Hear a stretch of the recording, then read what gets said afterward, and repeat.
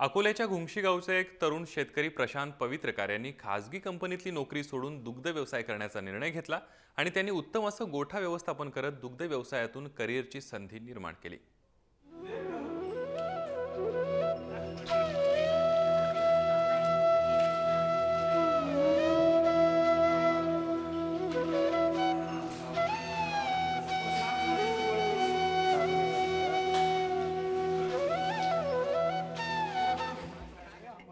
अकोल्यातल्या घुंगशी गावचे प्रशांत पवित्रकर. प्रशांत हे एका खासगी कंपनीत नोकरी करत होते. मात्र त्यांना दुग्ध व्यवसाय करण्याची आवड होती, त्यामुळे त्यांनी नोकरी सोडून दुग्धपालन व्यवसाय सुरू केला.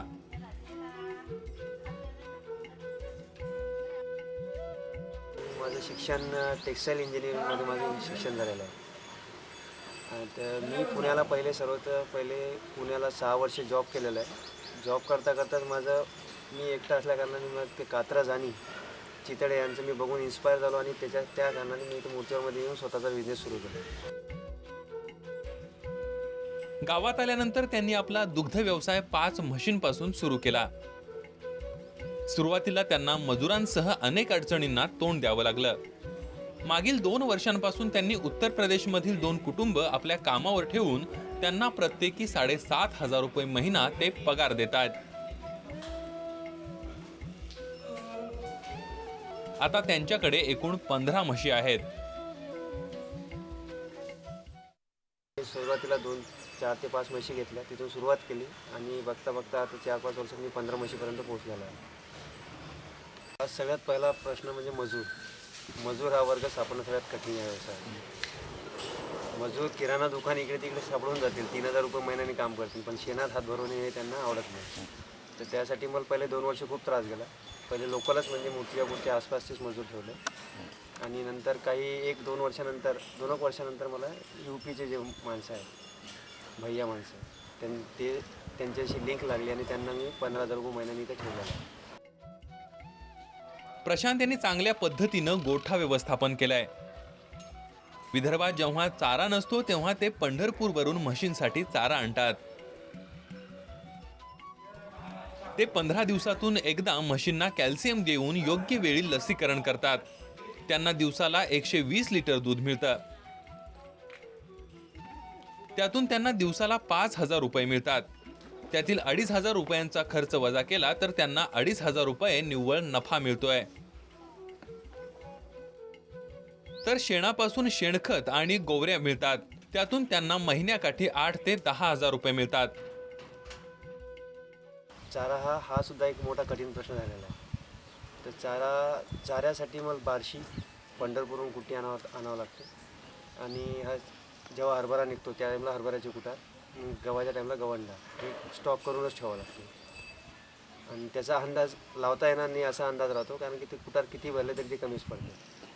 तर त्यामुळे जेवढा चारा भरू शकतो तेवढा चारा आम्ही औषध देतो. त्याच्यानंतर तिला कॅल्शियम सुरू करून देतो आणि दर महिन्याला 15 दिवसाआड तिला 1-1 किलो. विशेष म्हणजे लसीकरण.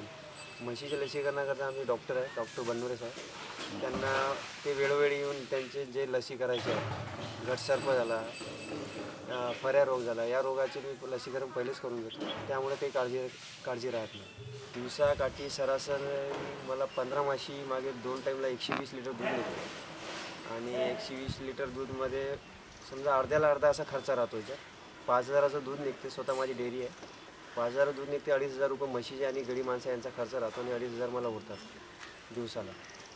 आणि बाकी म्हशीचे मेडिसिन हे ते वेगळं काढतात, तरी पण मला मिनिमम 2,000 रुपये तरी माझ्या पदरी पडतो. माझी लाईन अशी आहे, मी ज्या नगरमध्ये राहतो तिथे माझी स्वतःची डेअरी आहे आणि बघता 2 घंट्यामध्ये माझं दूध सकाळी आणि संध्याकाळी पूर्ण सेल होऊन जाते. मी बाहेरचं दूध तर नाही घेत, पण माझ्या दुधावर जेवढं काही होते तेवढं मी करतो. आणि दुधाव्यतिरिक्त याचं उत्पन्न असं की एक शेणखत हे मी माझ्या शेतातच टाकलं आहे आतापर्यंत.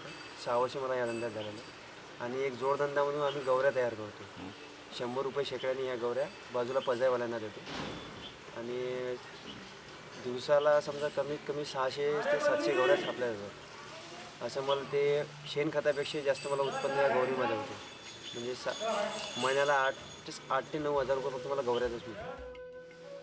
नोकरी सोडून दुग्ध व्यवसाय करण्याचा घेतलेला निर्णय प्रशांत पवित्रकर यांनी योग्य असल्याचं सिद्ध केलं. त्यामुळे दुग्ध व्यवसाय ही एक करिअरची चांगली संधी असल्याचं समोर आलंय. गजानन गवई, जय महाराष्ट्र, अकोला.